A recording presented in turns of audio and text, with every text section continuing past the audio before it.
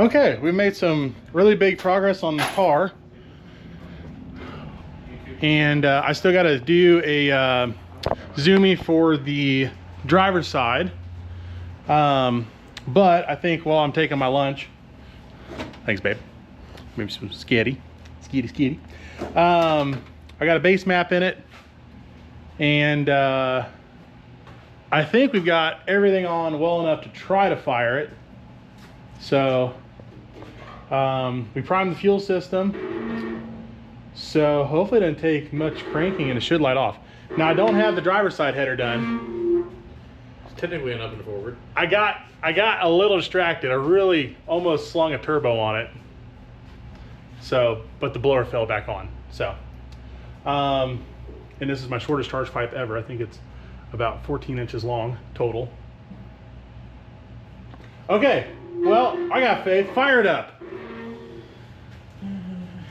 Speaking of face. All right. Hold on. I guess I don't need the screen, but paranoia's a bitch.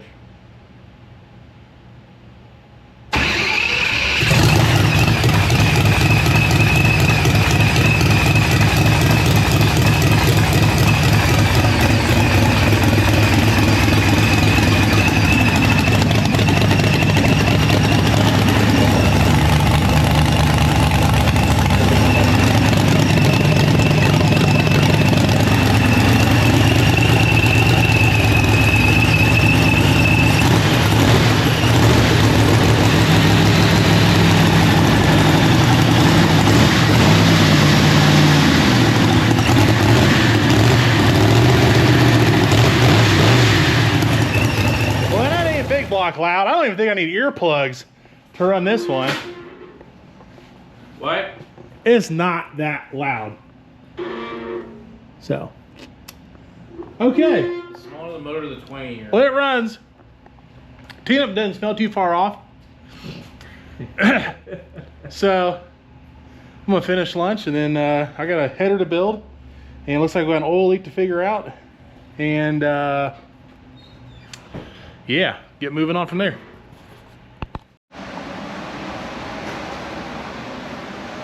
More progress continues. Eric here is working on trying to figure out how to get catch can stuff hooked up. So going from the valve covers to our burn down spouts, and then to the catch can in the back of the car, while also coming up with some kind of never seen before quick release system so we can hook up the shop vac to suck on the crankcase, since we don't have water in this block and we need to use air to cool down the motor.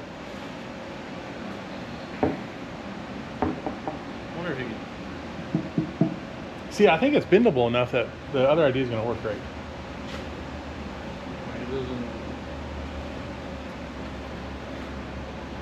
Even like that, ours would have worse than that with the Dash 16. No, we can't have a kink. I'm just saying, I think we can pull it off with the fitting. Yeah. Yeah. Yeah. So. The bicycle lock, the seat lock. Oh yeah. So for right now, I'm working on taking off that turbo header, and I got my zoomie building jig. So where I bolt the flange on, I make one primary to set all the angles, and then I build the other 4 primaries, and then I slide them in.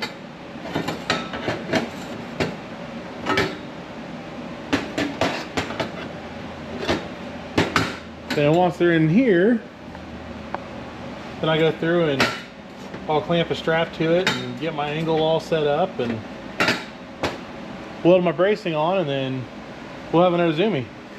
So, or at least the starts of it, and then group the collector together, and then I'll weld all the tubes up on the inside of the flange, and then I'll have another zoomie. That zoomie I got to take back off on the passenger side, because that's where the O2 sensor sampling tube goes. And I got to build a manifold assembly to go across the bottom of that, like this one here. So this is off the big block. So join all 4 tubes together, and then put the O2 sensor in that, and then that gets you a really good reading of your fuel. So ideally we'd have one on both sides of the motor, but you know, good old Holley usually doesn't have two fully functioning wideband channels. They seem to always never work quite right. So good old Holley, quality. But as long as it lands a spark in the right spot, that's all I care about anymore. These kind of combos, you really don't tune them dead on with air fuel. You do it by plug and EGT and everything else. Air fuel is just kind of a shortcut to get you there. So that is where we are right now. So right this second, it is Thursday evening. I got my eye on a race in Kentucky. That's on Saturday. So I need to go look at the weather to see how it's looking and seeing if they're moving it to Sunday or something. But right this second, there's a airport race in Kentucky that's paying $15,000 a win on 2010-5. So it doesn't look very fast. Looks like 580s to 620s. So I think this combo will do pretty good at something like that. Yeah, so kind of that's my end goal, is to hopefully do that. If not, there's another race locally at US 36, but we're not allowed to use a push vehicle to go to and from the lanes. And since I'm not running water on this, I have no cooling system, I would have to risk driving it and possibly overheating it. So I guess technically they didn't say you can't hand push. That's the thought. So anyways, 2 races, 2 options there. There's another race going on at Crossville, Tennessee this weekend, where they're doing a tree side race tomorrow night, which I really don't think we're going to make it to. I've got 2 customer vehicles I need to deliver in the morning, and then one of them, actually got to tune 2 of them, then deliver them. And then we got to get this one on the dyno, sampled, tested, and then loaded up. And then if we end up at the Kentucky race, we'll be driving most of the evening to get there, because that driver's meeting starts at like 9 or 10 o'clock in the morning. So we would need to cover some ground tomorrow night. So anyways, that is what we are doing right this second. I got some spare belts for the Pro Charger just in case. I fired it up a little bit ago, put on the trans brake, forgot to get a video of that, and I let it sit on the brake for like 5 or 6 seconds. A little harsh on the blower, but the belt didn't move at all, so that was pretty neat. Yeah, I wish I had 2 of those 90s, Eric. I know. The only thing that goes through my head is that, like, I wouldn't do it that short though. That's where all the oil is, in the back of the valve cover. So you gotta suck off the front. you know, thinking of my billet valve covers, or hammer's billet valve covers. So yeah, pretty pumped. Pretty pumped. So give it a run, see what it does. I wonder what's gonna make on the dyno. I'm hoping 1500. So we'll just have to see. Something I've been meaning to add on the car that I've had for a minute is a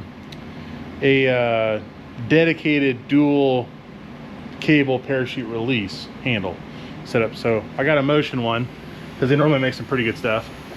And so we put it in and then just hooked it up. And I was curious what kind of force it pulls at. So I got a little fish scale hooked up, and Eric's gonna trip the signal on it. Let's see, it's at 0. Okay, go for it. See if it stays here. Ready? Yep. Full. Keep it full throttle for a second. That way, it broke the zip tie. Yeah, it shut the thing off. I think it pulls pretty hard. All right, more zip ties. Can you grab me 2 zip ties, please? All right, let's try 2. Yeah, I'll just have you, when you engage, I'll just have you go until, yeah, until the scale stops.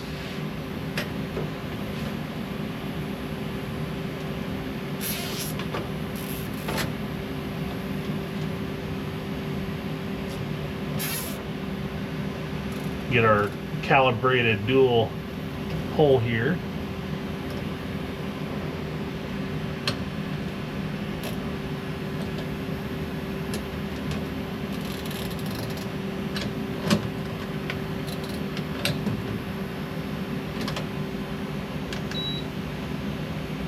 Alrighty. 0. 0.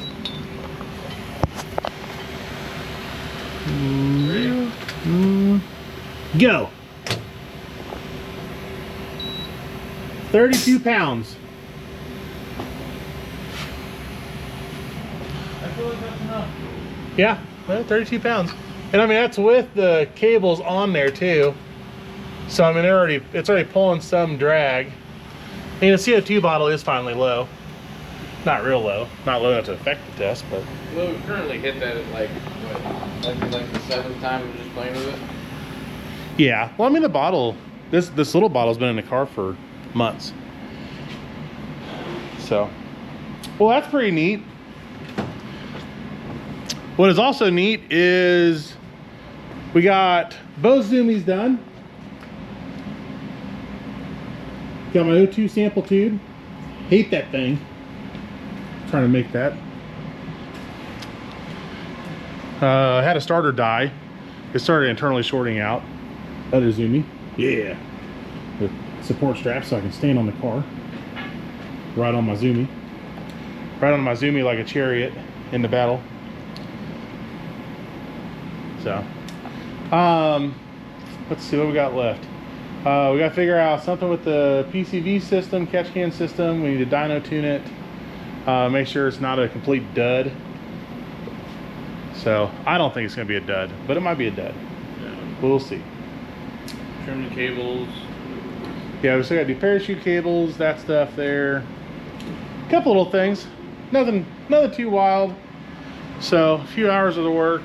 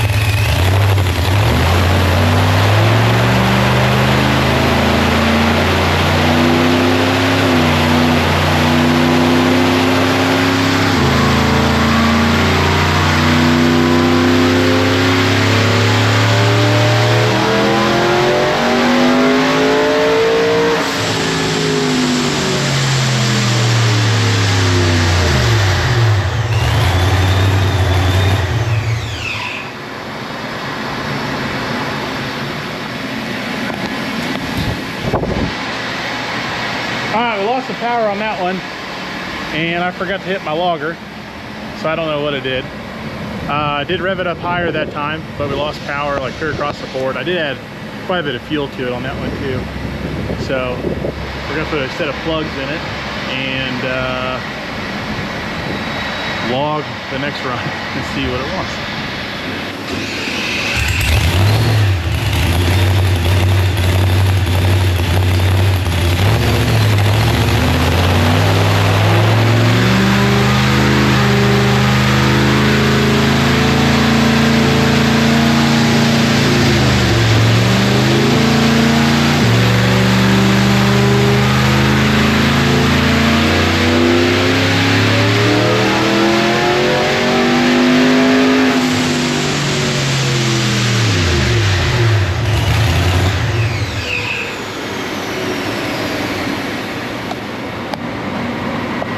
So we were on the right track, and then I added some fuel, and then I took that fuel back out, and then went down there after plugs. Plugs didn't look dangerous, so I'm wondering what's going on.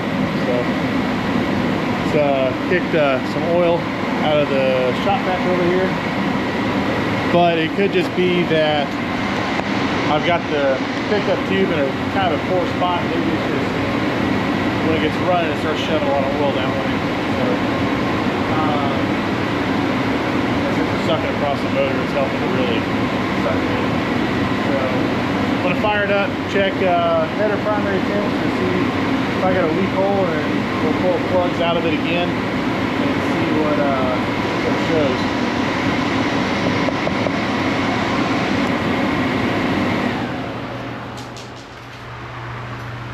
Alright, so all the EGTs look pretty even. There's no crankcase blow by. No moisture coming out of the headers. Well, it's the closed loop. It's flipping in and off. And it flips in and it adds like 10-15% of fuel real fast. I think that's when it shoots the fuel out the zoomies. No, I'm saying I'm not seeing any oil contaminants. Yeah, there's nothing in the tubes, nothing anywhere. It's holding boost just fine, so. I'm not seeing any smoke. Yeah, I made 25 pounds of boost at 6,200 again. Are we floating? Huh? Are we floating? It could be. I mean, it's moving a lot of oil at the top end. It is a hydraulic roller. It is a 50 weight oil. I mean, it may be too much. Too thick? Yeah, maybe. I mean, we ran 2050.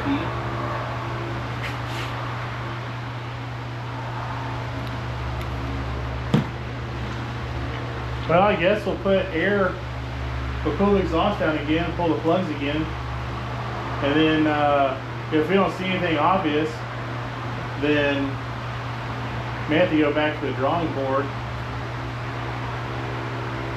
kind of think about it a little bit more. Either run a compression test and make sure there isn't anything wrong with the motor. I mean, I don't hear it skipping a beat. Just like power, I mean, I have no idea there. That is exactly what the other big blower LS did. Yeah. So I mean, like, 'cause it's already got weight to it. Yeah. And once that bag sucks up. Well, in this hole right here, like I need to see the head's full of oil. So thick it just staying on top of the motor. Maybe.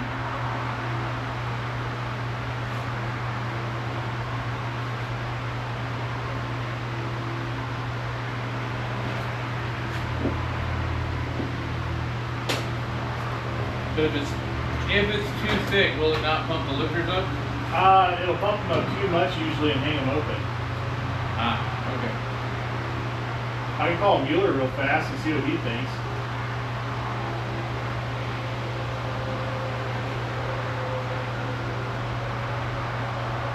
I mean, I got thinner oil. I mean, it's only making about 80 pounds, well, about 90 pounds during a run.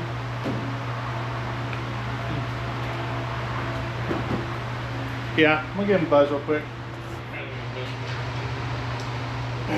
Alright, so currently where we're at is we're thinking that we may have lifter preload off. So it's possible we got about 20 thou too much preload on the exhaust side, it looks like.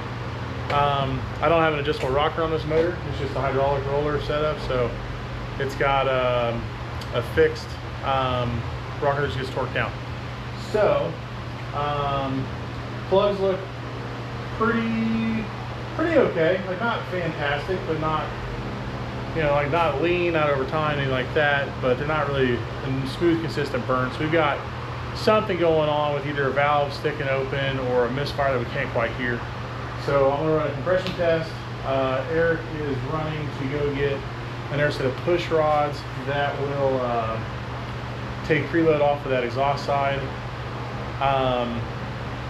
Unfortunately, we can only move at 50 thou on the push rod length, what I can get right now. But I think we need to move a push rod length like 15 to 20 thousandths. So we may swing from being too tight to way too loose. But we can see it in the cranking compression typically if that's the case. So I'm gonna start rolling the motor over and see what we get. All right, so we tried the push rods, but they're too short. So they go from being maybe a little bit too much preload to like no preload, or just under no preload. So negative preload lash. There's like some lash clearance in there.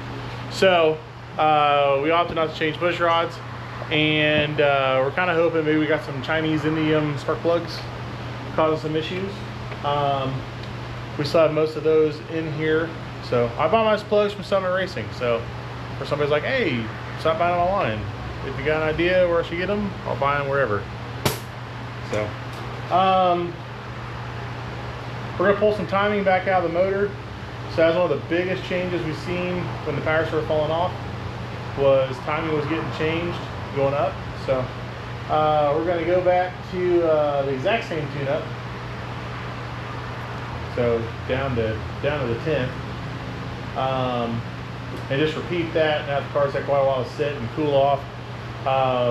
We tried talking to Johnson, and I talked to my cam guy, and he didn't think the oil would be an issue, but he normally runs like a 5 or 2050, not a straight 50 weight. So I don't think there should be that big of a difference because we run everything at full tip. So we don't really need the multi-viscosity. Yeah, so it's kind of a shot in the dark. So if this doesn't work, then I'm going to change out the plugs with an older set that I know are good, as silly as that sounds, but they've only got 2 licks on them. This motor uses the same plugs as the big block does. And then yeah, kind of spitballing there. So anyways, without further ado, another pull.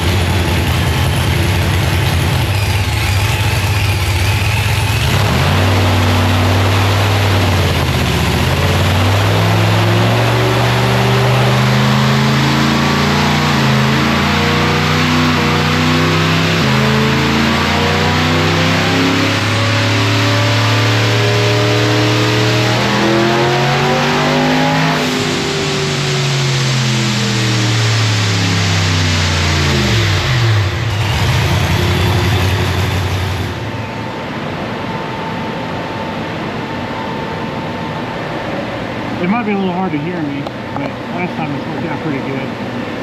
So this is our best run earlier, the second filament dyno. This is the same tune-up as that. And blue was with the throttle cable hitting the fitting here.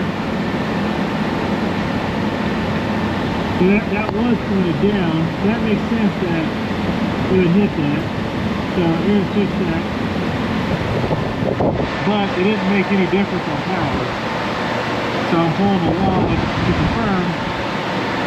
And then it looks like we blew some oil out of my valve cover.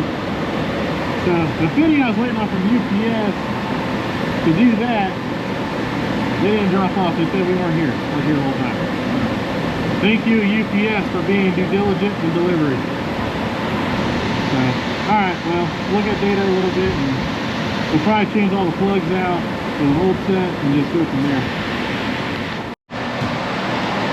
Alright, good used spark plugs installed. Quick and dirty 90 for the catch, or for the PCB. So thanks, UPS. Could have had like some $10 90-degree bends on there, but oh no. So all right, well, I'll try to give you guys a different angle.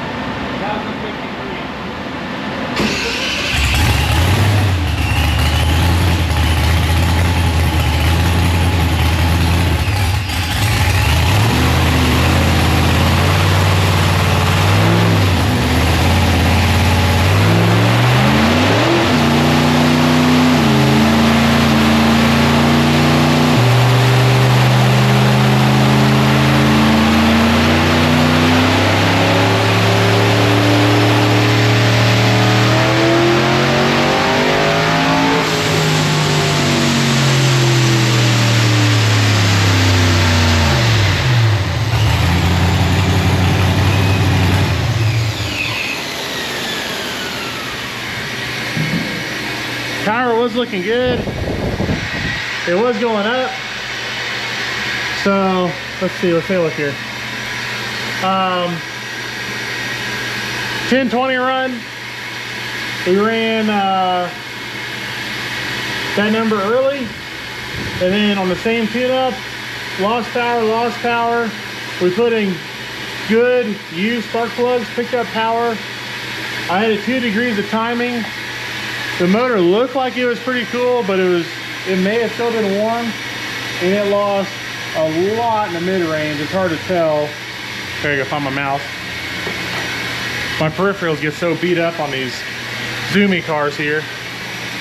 So last run is this one here. So although it still got up over 1,000 horsepower, it was down almost 100 horsepower at 6,000 RPMs.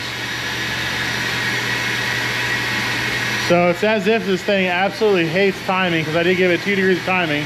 I said it was a little warm, but not that warm. So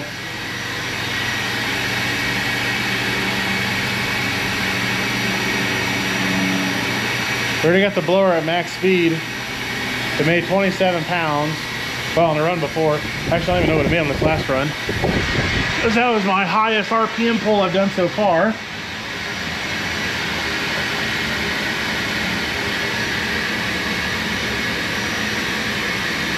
It made 28.3 pounds.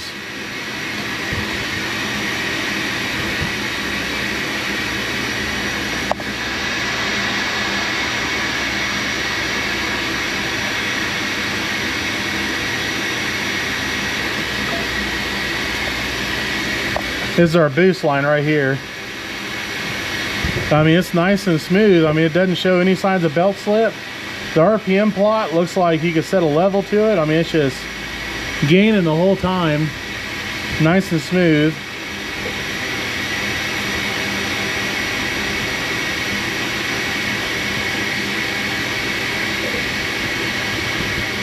Air fuel's dead on. That O2 sensor sample tube, I mean, it looks like it's working great. I mean, this air fuel is so smooth.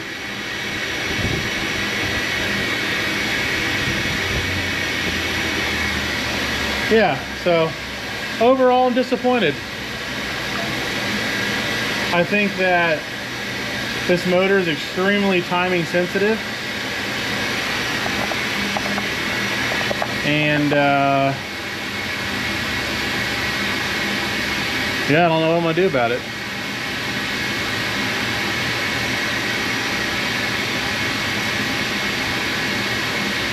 Also, I'm kind of wondering why we don't have as much boost I think we should have. So, because with this blower speed, really we were kind of expecting 34 to 38 pounds of boost by that engine RPM. So that's odd too. So, all right, well, put my thinking cap back on.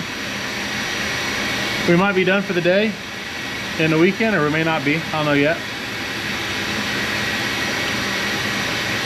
I'm gonna have the option of spraying it, but I don't really want to spray it, obviously, if it's not running as it should on boost only. So, I mean, this is enough blower to make some freaking power, make some CFM. So, bummer. This may be my first flop I can think of in quite a while. Okay, so we're running out of ideas. Maybe I think our next best idea is to pull the motor kind of back apart and check the degreeing on the camshaft. So maybe when I put it in, maybe I missed it, and maybe there was something wrong with the grind, and I need to advance or retard the camshaft to get it on target where it's supposed to be. That could be a problem.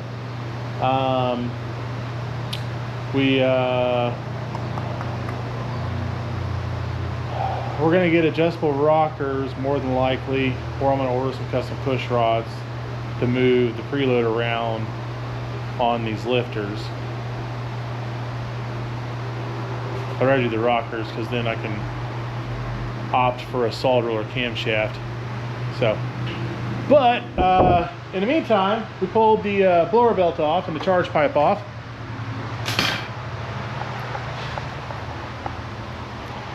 And we're gonna make it in a pull. So this being a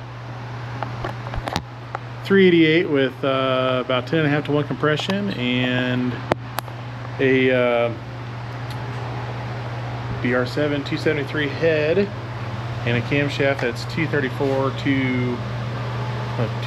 254 and about 610 lift. It should I feel like it should make some power. It should make, you know, probably 450. So let's see. Let's sample this. Let's see what it does.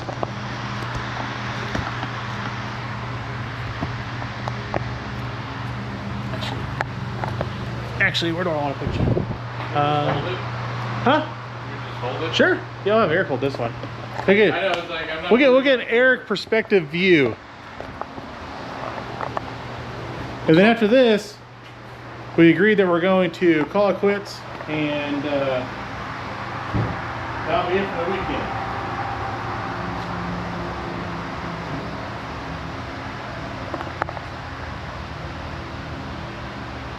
It's quite the mess.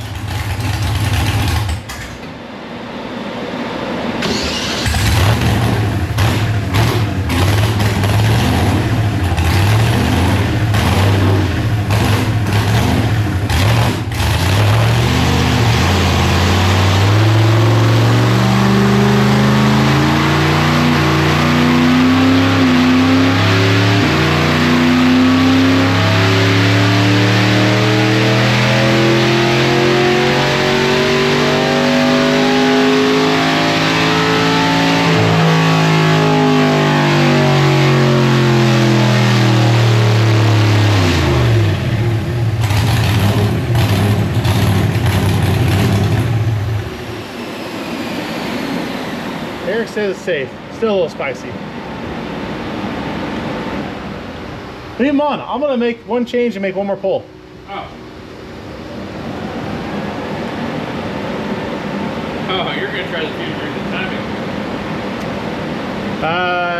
Yeah, I'm gonna mess with. Yeah, I'm gonna mess with it a little bit. Okay. All right, changes in. Let me go feel the motor, see how warm it is. My sensor doesn't say it's very hot. Still make sure though. Pretty long pull, you know.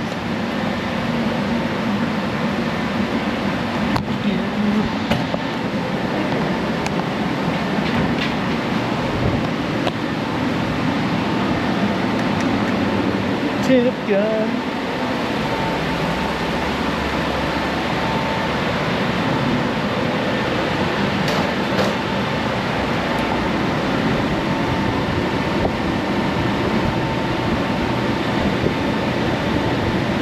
Oh yeah, not bad.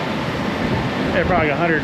Sensor says it's 150, feels like it's a good 150, so good to go make another run. Let's make another run, see what it does. All right, Eric.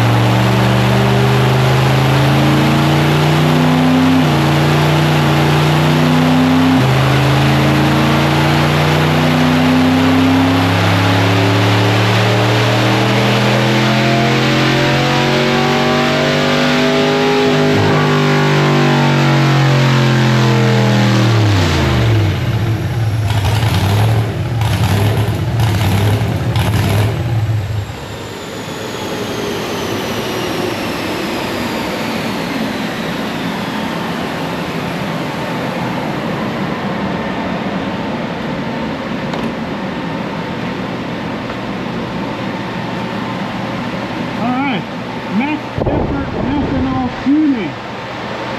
383.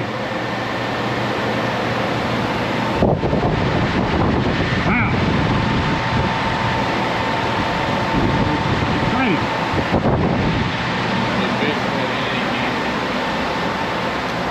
Exciting. Okay, well. Anybody got a stock 6.2 liter? Eric's like, I have one. Maybe I should put that in there. I mean, I bet it picks up 100 horsepower over this thing right now.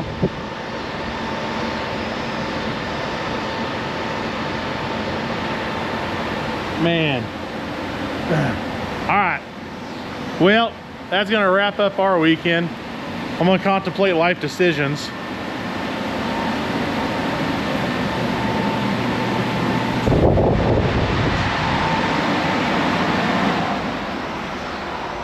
Bummer. All right, well, make a couple changes, because I mean, I don't plan on. I mean, I want to run War in the Woods. I wanted to run War in the Woods with this. I wanted to run a couple races with this, because I want to save the big block for Armageddon. But if I can't get this to make a number, which I hate to get hung up on a number, but it does take X amount of horsepower to go X amount of speed, and I can't go those speeds without a number. And if it won't get there, then I'll probably just kind of hang out until Armageddon. Very possible. So right now, not too motivating to do much, but I mean, it gives me some time to try a couple things on the car, try a couple different parts, and figure it out. So I'm glad we're doing it in this chassis instead of Elvira, because this was an Elvira, then I would have been second guessing the headers, because they're a 2-inch header to a 3-inch collector. We've got 2-inch zoomies on here, so I mean it should make really good power here.